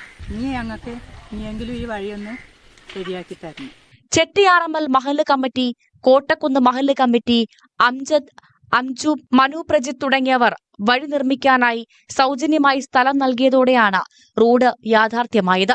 3 മീറ്റർ വീതിയിൽ 200 മീറ്റർ നീളത്തിലാണ് പുതിയ റോഡ്. വർഷങ്ങളായിട്ട് വഴിയില്ലാതെ നിൽക്കുന്ന ഈ പ്രദേശത്തേക്ക് ഒരു 12 അടിയോളം വരുന്ന വീതിയിലുള്ള വഴി 200 മീറ്ററിലധികം നീളത്തിലും അവരൊരു സ്വപ്ന സൽക്കാരം നിറവേറ്റാൻ സാധിച്ചു. ഇനി ഇത് പിന്നെ MLAയുടെയും ജില്ലാ പഞ്ചായത്ത് മെമ്പർ അതേപോലെ പഞ്ചായത്തിന്റെയൊക്കെ ശ്രദ്ധയിൽപ്പെടുത്തിയിട്ടുണ്ട്. അപ്പോൾ എത്രയും പെട്ടെന്ന് അവർക്ക് യാത്രായോഗ്യമാക്കുന്ന രീതിയിലുള്ളൊരു റോഡ് യാഥാർത്ഥ്യമാക്കുമെന്ന് ഉറപ്പു നൽകിയിട്ടുണ്ട്. ഇനി ജനപ്രതിനിധികൾ ഇടപെട്ട് റോഡ് ടാറിംഗ് നടത്തണമെന്നാണ് ഇവരുടെ ആവശ്യം. ന്യൂസ് 18 മലപ്പുറം. മലപ്പുറം കാട്ടുങ്ങലിൽ സ്വർണ്ണ കവർച്ചാ കേസിൽ പരാതിക്കാരനായ ശിവേഷിനെയും സഹോദരൻ ബെൻസിനെയും മഞ്ചേരി പോലീസ് പിടികൂടി. സ്വർണ്ണ കച്ചവടക്കാരനെ ആക്രമിച്ച് 75 പവൻ സ്വർണം കവർന്ന സംഭവത്തിൽ ഇവരുടെ സഹായമുണ്ടെന്ന് പോലീസ് കണ്ടെത്തി. കവർച്ച ചെയ്യപ്പെട്ട മുഴുവൻ സ്വർണവും ബെൻസിന്റെ വീട്ടിൽ നിന്നും കണ്ടെടുത്തു. CV അനുമോദ് വിവരങ്ങളുമായി ചേരുകയാണ്. അനുമോദ്, എങ്ങനെയാണ് ഈ പരാതിക്കാരൻ തന്നെ പ്രതിയാകുന്ന ഒരു സാഹചര്യം?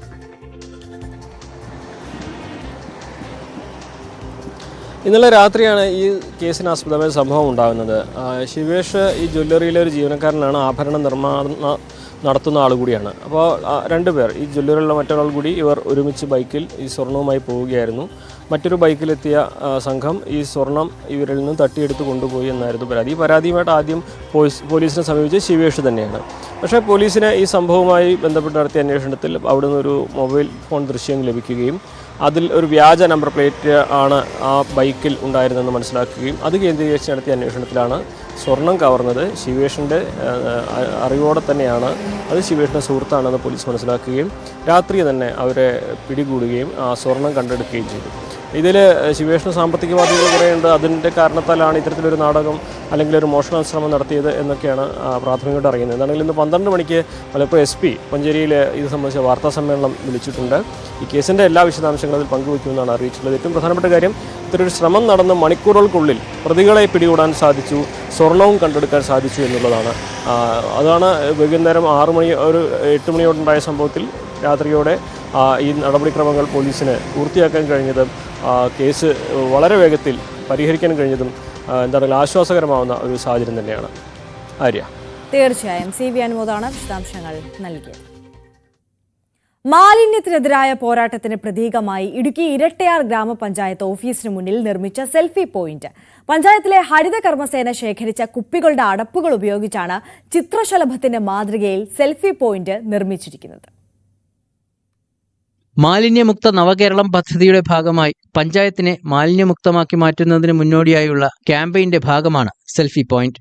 ആളുകൾക്ക് ഇവിടെ എത്തി സെൽഫി എടുത്ത് സമൂഹമാധ്യമങ്ങളിൽ പോസ്റ്റ് ചെയ്യാനുള്ള അവസരമുണ്ട്. ഇങ്ങനെ സമൂഹമാധ്യമങ്ങളിൽ വൈറലാകുന്ന ചിത്രത്തിന് ക്യാഷ് പ്രൈസും നൽകും. ഈ സെൽഫി പോയിന്റ് വന്ന നിരവധിയായ ആളുകൾക്കെല്ലാം സെൽഫി എടുക്കാം. ഏറ്റവും നന്നായി സെൽഫി എടുക്കുന്ന ആൾക്ക് ഒരു മത്സര സമ്മാനം എന്നൊരു 3001 രൂപയുടെ ഒരു ഗിഫ്റ്റ് വൗച്ചർ പഞ്ചായത്ത് സ്പോൺസർ ചെയ്തിരിക്കുകയാണ്. അപ്പം ഇതുകൊണ്ടെല്ലാം ഉദ്ദേശിക്കുന്നത് നമ്മുടെ നാട്ടിലെ മാലിന്യങ്ങൾ തുടച്ചു നീക്കാനും നമ്മുടെ മാലിന്യമുക്ത നവകേരളത്തിനായി ഒത്തൊരുമിക്കാൻ വേണ്ടിയുള്ള ഒരു മെസ്സേജാണ് നമ്മൾ മുന്നോട്ട് വെക്കുന്നത്. ഇരട്ടയാർ ഗ്രാമപഞ്ചായത്തിന്റെ ഹരിതകർമ്മസേനയുടെ പ്രവർത്തനം രാജ്യത്തിന് തന്നെ മാതൃകയാണ്. കേരളത്തിലെ മികച്ച ഹരിതകർമ്മസേനയാണ് ഇവിടെയുള്ളത്. ഇരട്ടയാറ്റിലെ മാലിന്യ സംസ്കരണ പ്രവർത്തനങ്ങൾക്ക് നിരവധി പുരസ്കാരങ്ങളും ലഭിച്ചിട്ടുണ്ട്. മാലിന്യമുക്ത നാളേക്കായുള്ള ഒരു സന്ദേശം കൂടിയാണ് ഈ സെൽഫി പോയിന്റ്. ന്യൂസ് 18 ഇടുക്കി. മൂന്നാറിന്റെ വഴിയോരങ്ങളിൽ അഴക് വിരിയിച്ച് നിൽക്കുന്ന നീലവാഗമരങ്ങൾ സഞ്ചാരികളെ ആകർഷിക്കുകയാണ്. ജക്രാന്ത എന്ന പേരിൽ അറിയപ്പെടുന്ന നീല നിറത്തിലുള്ള പുഷ്പങ്ങളാണ് മൂന്നാറിന്റെ മലനിരകളിൽ നീലവസന്തം അണിയിച്ചിരിക്കുന്നത്. മൂന്നാറിലെ പച്ചപ്പിന് നടുവിലെ നീലവസന്തം കാഴ്ചക്കേറെ ഭംഗിയാണ്. പാതയോരങ്ങളിലാകെ നീലവാഗപ്പൂക്കൾ പൂത്തുലഞ്ഞു നിൽക്കുന്നു. ഇലകൾ പൊഴിച്ച് നിറയെ പൂക്കളുമായി നിൽക്കുന്ന ജക്രാന്ത മരങ്ങൾ മൂന്നാറിന്റെ ഭംഗിയുള്ള കാഴ്ചകളിലൊന്നാണ്. ബ്രിട്ടീഷുകാരുടെ കാലത്ത് മൂന്നാറിലെ തേയിലത്തോട്ടങ്ങളിലുണ്ടായിരുന്ന ഉദ്യോഗസ്ഥരാണ് ജക്രാന്ത മരങ്ങൾ നട്ടുപിടിപ്പിച്ചത്. റോഡരികിൽ കൂട്ടമായി പൂത്തെളിഞ്ഞു നിൽക്കുന്ന ജക്രാന്തകൾ കാണുവാൻ നിരവധി സഞ്ചാരികൾ എത്തുന്നുണ്ട്.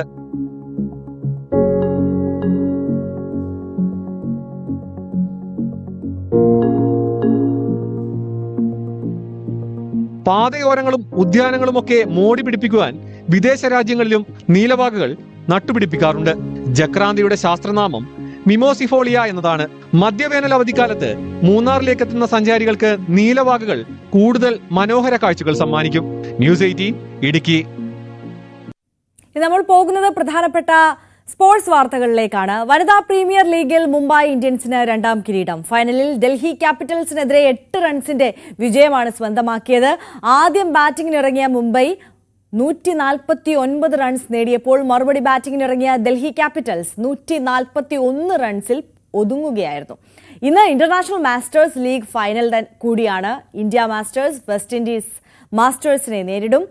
ഇന്ത്യൻ ടീമിനെ സച്ചിൻ നയിക്കുമ്പോൾ വെസ്റ്റ് ഇൻഡീസിനെ ബ്രയൻ ലാറ നയിക്കും. MS ഹരികൃഷ്ണൻ സ്പോർട്സ് ഡെസ്കിൽ നിന്ന് കൂടുതൽ വിവരങ്ങളുമായി നമുക്കൊപ്പം ചേരുകയാണ്. ഹരി, 2 കാര്യങ്ങളുണ്ട്. ഒന്ന്, മാസ്റ്റേഴ്സ് ലീഗിന്റെ ഫൈനൽ, അത് എല്ലാ ക്രിക്കറ്റ് ആരാധകരും ആകാംക്ഷയോടെ നോക്കിക്കാണുന്ന ഒന്നാണ്. മറ്റൊന്ന്, മുംബൈ ഇന്ത്യൻസ് WPL കിരീടം നേടിയിരിക്കുന്നു 2ാം തവണ എന്നുള്ളത്. രണ്ടിന്റെയും വിശദാംശങ്ങൾ. അരി, നമുക്ക് ആദ്യം തന്നെ മാസ്റ്റേഴ്സ് ലീഗിലേക്ക് പോകാം. കാരണം ആദ്യത്തെ സീസണാണ് മാസ്റ്റേഴ്സ് ലീഗിലേക്ക്. ഇങ്ങനൊരു രീതിയിലേക്ക് ഈ മാസ്റ്റേഴ്സ് ലീഗ് മാറുമെന്ന് ആരും കരുതിയിരുന്നില്ല. കാരണം 90കളിലെയും 2000ലെയും ഒക്കെ നമ്മുടെ പ്രധാനപ്പെട്ട ഫേവറേറ്റ് ക്രിക്കറ്റ് താരങ്ങളെല്ലാവരും കൂടി വീണ്ടും ഒന്നിക്കുമ്പോൾ പ്രായം മറന്നുകൊണ്ടുള്ള ആണ് അവർ ഗ്രൗണ്ടിലേക്ക് ഇറങ്ങുന്നത്. അതെല്ലാം തന്നെ ആ ഉടനീളമുള്ള മത്സരങ്ങളിൽ ഇപ്പോഴത്തെ പ്രൊഫഷണൽ പ്ലെയേഴ്സ് എങ്ങനെയാണോ കളിക്കുന്നത് അതേ രീതിയിൽ തന്നെ ഈ ടൂർണമെന്റ് മുന്നോട്ട് കൊണ്ടുപോവുകയും ചെയ്തു. അങ്ങനെ ഇന്ത്യൻ മാസ്റ്റേഴ്സ് വെസ്റ്റ് ഇൻഡീസ് മാസ്റ്റേഴ്സിനെ നേരിടുകയാണ്. സച്ചിൻ ടെണ്ടുൽക്കർ ഇന്ത്യയെ നയിക്കുമ്പോഴേക്കും ബ്രയൻ ലാറ വെസ്റ്റ് ഇൻഡീസിനെ നയിക്കുന്നു. ഒരു ഡ്രീം കം ട്രൂ എന്ന രീതിയിലൊക്കെ ക്രിക്കറ്റ് ആരാധകർക്ക് പറയാൻ കഴിയുന്ന ഒരു സീസൺ കൂടിയാണ് ഇത്. അതിൽ ഇന്ത്യ ആകെ പരാജയപ്പെട്ടത് ഓസ്ട്രേലിയക്കെതിരെയാണ്. വെസ്റ്റ് ഇൻഡീസും സൗത്ത് ആഫ്രിക്കയ്ക്കെതിരെയാണ് കഴിഞ്ഞ മത്സരത്തിൽ വിജയിച്ചുകൊണ്ട് കയറുകയും ചെയ്തത്. അപ്പോൾ ആ ഒരു ഘട്ടത്തിൽ വലിയ വാശിയേറിയ മത്സരം തന്നെ ഇന്ന് പ്രതീക്ഷിക്കാം. ചാമ്പ്യൻസ് ട്രോഫി ഫൈനലൊക്കെ നേടിക്കഴിഞ്ഞിരിക്കുന്ന ഇന്ത്യൻ കുട്ടി താരങ്ങൾക്ക് മുന്നിലേക്ക് സീനിയർ താരങ്ങൾ മാസ്റ്റേഴ്സ് ലീഗും കൂടി നേടിക്കൊണ്ട് മുന്നോട്ട് വരുമോ എന്നുള്ളതാണ് ഈ ലീഗിനെ സംബന്ധിച്ചിടത്തോളം ഇന്ത്യക്ക് പ്രധാനമായി നിൽക്കുന്നത്. അതോടൊപ്പം തന്നെ ഈ നിലവിൽ ക്രിക്കറ്റ് വാർത്തകളിൽ ഏറ്റവും പ്രധാനപ്പെട്ടത് WPL വിമൻസ് പ്രീമിയർ ലീഗിൽ മുംബൈ ഇന്ത്യൻസ് 2ാം തവണ കിരീട നേട്ടം സ്വന്തമാക്കി എന്നുള്ളതാണ്. ആദ്യത്തെ സീസണിലും പിന്നീട് ഈ 3ാമത്തെ സീസണിലുമാണ് മുംബൈ ഇന്ത്യൻസിന്റെ കിരീട നേട്ടം. ഹർമൻപ്രീത് കൗർ നായികയെ എത്തുകയും ചെയ്തു. അത് കപ്പിലേക്ക് കൊണ്ട് നയിക്കുകയും ചെയ്തു. നമുക്കറിയാം ഈ ടൂർണമെന്റിന് മുമ്പ് തന്നെ ഹർമൻപ്രീത് കൗർ വലിയ ആത്മവിശ്വാസത്തിലായിരുന്നു കപ്പ് നേടുമെന്നുള്ളത്. അതിൽ പൂർണ്ണമായും ടീം ഒപ്പം നിൽക്കുകയായിരുന്നു ചെയ്തത്. ഡൽഹി ക്യാപിറ്റൽസ് കഴിഞ്ഞ 3 സീസണിലും 3 തവണയും ഫൈനലിസ്റ്റ് ആയിരുന്നെങ്കിൽ പോലും ഒറ്റ തവണ പോലും വിജയിക്കാൻ സാധിച്ചില്ല എന്നുള്ള രീതിയിലേക്ക് കാര്യങ്ങൾ മാറുന്നു. 149 റൺസ് മുംബൈ പോസ്റ്റ് ചെയ്തു. മറുപടി ബാറ്റിംഗിന് ഡൽഹിക്ക് 141 മാത്രമാണ് ഒതുങ്ങാൻ സാധിച്ചത്. വാശിയേറിയ മത്സരത്തിൽ മുംബൈ അതീവ ശക്തമായ രീതിയിൽ 2ാം ഇന്നിംഗ്സിൽ ബൗളിംഗിൽ കാഴ്ചവെക്കുകയും ചെയ്തു. ഡൽഹിയുടെ 9 വിക്കറ്റുകളാണ് മുംബൈ പിഴുതെടുത്തത്. അതിൽ മുംബൈ ഇന്ത്യൻസിന് വേണ്ടിയിട്ട് ഹർമൻപ്രീത് കൗർ എന്ന ക്യാപ്റ്റൻ 66 റൺസ് നേടിക്കൊണ്ട് തന്നെയാണ് 149 എന്നുള്ള ഭേദപ്പെട്ട സ്കോറിലേക്ക് മുംബൈ എത്തിച്ചത്. പക്ഷേ ഡൽഹിക്ക് പിടിച്ചു നിൽക്കാൻ സാധിക്കാതെ വീണു പോവുകയായിരുന്നു. അങ്ങനെ WPL 3 സീസണുകളിലായി 2 കപ്പുകളും മുംബൈ സ്വന്തമാക്കിക്കൊണ്ട് ജൈത്രയാത്ര മുന്നോട്ട് തുടരുകയാണ്. ആര്യ, തീർച്ചയായും MS ഹരികൃഷ്ണനാണ് വിവരങ്ങൾ നൽകിയത്. ഇപ്പോൾ വരുന്ന മറ്റൊരു വാർത്തയിലേക്ക് കടന്നാൽ, നേരത്തെ നമ്മൾ അന്താരാഷ്ട്ര ബഹിരാകാശ നിലയത്തിൽ കുടുങ്ങിക്കിടക്കുന്ന ബഹിരാകാശ സഞ്ചാരികളായ സുനിത വില്യംസിനെയും സംഘത്തിനെയും തിരികെ എത്തിക്കാനുള്ള ക്രൂട്ടൺ ദൗത്യം ബഹിരാകാശ നിലയത്തിലേക്ക് അല്പസമയത്തിനകം എത്തും എന്ന് പറഞ്ഞിരുന്നു. എന്തായാലും ആ ഒരു ഡ്രാഗൺ പേടകം ബഹിരാകാശ നിലയത്തിലേക്ക് ഘടിപ്പിക്കുന്ന ആ ഒരു പ്രക്രിയ അത് പൂർത്തിയായിരിക്കുന്നു എന്നുള്ള വിവരമാണ് ഇപ്പോൾ പുറത്തു വരുന്നത്. ഇന്റർനാഷണൽ ഡെസ്കിൽ നിന്ന് VR കാർത്തിക് നമുക്കൊപ്പം ചേരുകയാണ്. കാർത്തിക്, ഈ ഡോക്കിംഗ് വിജയകരമല്ലേ? ആര്യ, ഡോക്കിംഗ് വിജയകരമായി പൂർത്തിയാക്കിയിരിക്കുന്നു. ഇന്നലെയാണ് സ്പേസ് എക്സിന്റെ ക്രൂട്ടൺ കെനഡി സ്പേസ് സെന്ററിൽ നിന്നും പുറപ്പെട്ടത്. 24 മണിക്കൂർ യാത്രയ്ക്കൊടുവിൽ അന്താരാഷ്ട്ര ബഹിരാകാശ നിലയത്തിലെത്തി. അതിൽ അടുത്ത മൈൽ സ്റ്റോണും പിന്നിട്ടിരിക്കുന്നു. ഈ ഡോക്കിങ്ങിന് ശേഷമാകും അവർ അന്താരാഷ്ട്ര ബഹിരാകാശ നിലയത്തിലേക്ക് പ്രവേശിക്കുക. തുടർന്ന് നിരവധി ഹാൻഡ് ഓവർ പ്രക്രിയ അടക്കം നിരവധി ഘട്ടങ്ങൾ മുന്നിലുണ്ട്. ഇതടക്കമുള്ള കാര്യങ്ങളാകും ഇനി നടക്കുക. നമ്മൾ ഏറെ പ്രതീക്ഷയോടെ കാത്തിരുന്ന ദിനം അത് ബുധനാഴ്ചയായിരിക്കും ബുച്ച് വിൽമോറും അതോടൊപ്പം തന്നെ സുനിത വില്യംസും ഭൂമിയിലേക്ക് മടങ്ങിയെത്തുക. നേരത്തെ തന്നെ അന്താരാഷ്ട്ര ബഹിരാകാശ നിലയത്തിൻ്റെ കമാൻഡർ സ്ഥാനം സുനിത വില്യംസ് കൈമാറിയിരുന്നു.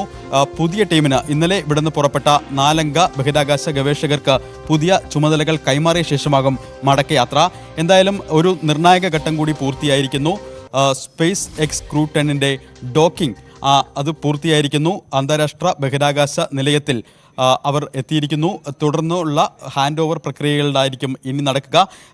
ഈ 2 ദിവസത്തെ ഹാൻഡ് ഓവർ പ്രക്രിയകൾക്ക് ശേഷം സുനിത വില്യംസും ബുച്ച്മോറും ഇതേ സ്പേസ് എക്സിൻ്റെ ക്രൂട്ടണിൽ തിരികെ ഭൂമിയിലേക്ക് പുറപ്പെടും. എന്തായാലും ആകാംക്ഷയോടെ ലോകം കാത്തിരുന്ന ആ ദിവസങ്ങൾ അടുത്തിരിക്കുന്നു. നിർണായകമായ ആ ദിവസം ബുധനാഴ്ചയായിരിക്കും. സാധാരണ രീതിയിലുള്ള റൊട്ടേഷൻ എന്നതിനപ്പുറത്തേക്ക് ക്രൂട്ടണിനെ വ്യത്യസ്തമാക്കുന്നത് ഇത്തരത്തിൽ 9 മാസമായി അവിടെ കുടുങ്ങിക്കിടന്ന ഇവരെ തിരികെ എത്തുന്ന പ്രക്രിയയിലൂടെയാണ്. സ്വാഭാവികമായും നേരത്തെ തന്നെ പല ഘട്ടങ്ങളിലും വലിയ ആശങ്കകൾ ഇവരുടെ ആരോഗ്യം സംബന്ധിച്ചും അതോടൊപ്പം തന്നെ ഇവരുടെ മടങ്ങിവരവ് സംബന്ധിച്ചുമൊക്കെ ഉണ്ടായിരുന്നു. ഇതടക്കമുള്ള കാര്യങ്ങളിലെല്ലാം തന്നെ ഉത്തരം ആകും ബുധനാഴ്ചയോടെ. എന്തായാലും സുനിത വില്യംസിന്റെയും അതോടൊപ്പം തന്നെ ബുച്ച് വിൽമോറിന്റെയും മടക്കം അത് ഒരു ചരിത്ര മുഹൂർത്തമായിരിക്കും. ആ ചരിത്ര മുഹൂർത്തത്തിന് ഒരു നിർണായക ഘട്ടം, ആ ചരിത്ര മുഹൂർത്തത്തിലേക്കുള്ള ഒരു നിർണായക ഘട്ടം ഡോക്കിംഗ് പൂർത്തിയായിരിക്കുന്നു. തീർച്ചയായും VR കാർത്തിക്കാണ് വിവരങ്ങൾ നൽകിയത്. Crew inside Dragon is getting prepared for the next set of procedures to configure Dragon in such a way for its extended stay aboard the International Space Station, while the crew aboard the International Space Station prepares for opening up the hatches on the other side. Now, the hatch opening sequence is quite extensive. We're expecting the Dragon hatch to be opened a little less than an hour and a half from now. The projected time is 12:45 a.m. Central Time on March 16th. However, this is a variable time. It is the expected time that the Dragon hatch will open. Shortly after, we are planning a welcome ceremony as well as a farewell ceremony, given a shorter duration handover period. ലോകം കാത്തിരുന്ന ആ ഒരു മുഹൂർത്തത്തിലേക്ക് നമ്മൾ എത്തുന്നു എന്നുള്ളതാണ്. Sunitha വില്യംസും Butch വിൽമോറും എത്രയും വേഗം തന്നെ ബുധനാഴ്ചയോടുകൂടി ഭൂമിയിലേക്ക് മടങ്ങിയെത്തും എന്നുള്ളതാണ് നേരത്തെ അറിയിച്ചിരുന്നത്. അതിൻ്റെ ഒരു നിർണായക ഘട്ടമായിരുന്നു ഈ ക്രൂട്ടൺ ദൗത്യം. ആ ഡ്രാഗൺ പേടകം ബഹിരാകാശ നിലയവുമായി ഡോക്കിംഗ് ചെയ്യുക എന്നുള്ളത്. ആ ഡോക്കിംഗ് വിജയകരമായി പൂർത്തിയായിരിക്കുന്നു എന്നുള്ളതാണ് ആ ഏറ്റവും പ്രധാനപ്പെട്ട ദൗത്യം. വളരെ വിജയകരമായി പൂർത്തിയായിരിക്കുന്നു. ഇനി നേരത്തെ നാസ അറിയിച്ചത് പ്രകാരം 10:30 കൂടിയിട്ടാണ് ഈ ക്രൂട്ടണിലുള്ള 4 സഞ്ചാരികൾ ബഹിരാകാശ നിലയത്തിലേക്ക് കടക്കുക. അതിനുശേഷം 2 ദിവസത്തെ ഈ കൈമാറ്റ പ്രക്രിയ ചടങ്ങുകളൊക്കെ ഉണ്ട്. അതിനുശേഷം ആയിരിക്കും സുനിത വില്യംസും ബുച്ച് വിൽമോറും ട്രൂ 9 പേടകത്തിൽ ഭൂമിയിലേക്ക് തിരിക്കുക. എന്തായാലും 9 മണി വാർത്തയുടെ സമയം ഇവിടെ അവസാനിക്കുകയാണ്. ഇടവേളയ്ക്ക് ശേഷം ന്യൂസ് ട്രെൻഡ്സ് ആണ് പ്രേക്ഷകർ കാണുക. കത്തുന്ന കേരളത്തെക്കുറിച്ചുള്ള നമ്മുടെ ലൈവത്തോൺ, ന്യൂസ് 8ന്റെ ലൈവത്തോൺ ആയിരിക്കും ന്യൂസ് ട്രെൻഡ്സിൽ ഉണ്ടാവുക. അപ്പോൾ ഈ ഒരു ചൂട് കൂടുന്ന സാഹചര്യത്തിൽ നമ്മൾ കരുതേണ്ട മുൻകരുതലുകളെക്കുറിച്ചുള്ള ഒരു അവലോകനം, ചർച്ചയും ഒക്കെ ലൈവത്തോണിൽ പ്രേക്ഷകർക്ക് കാണാം. നമസ്കാരം.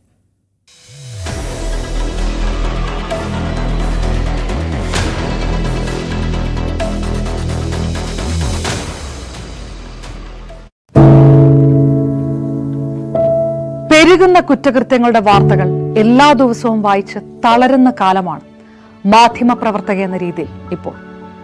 അതിൽ മിക്കതിലും കാരണം ലഹരിയാണെന്നും പ്രതികളാകുന്നതും ഇരകളാകുന്നതും പുതിയ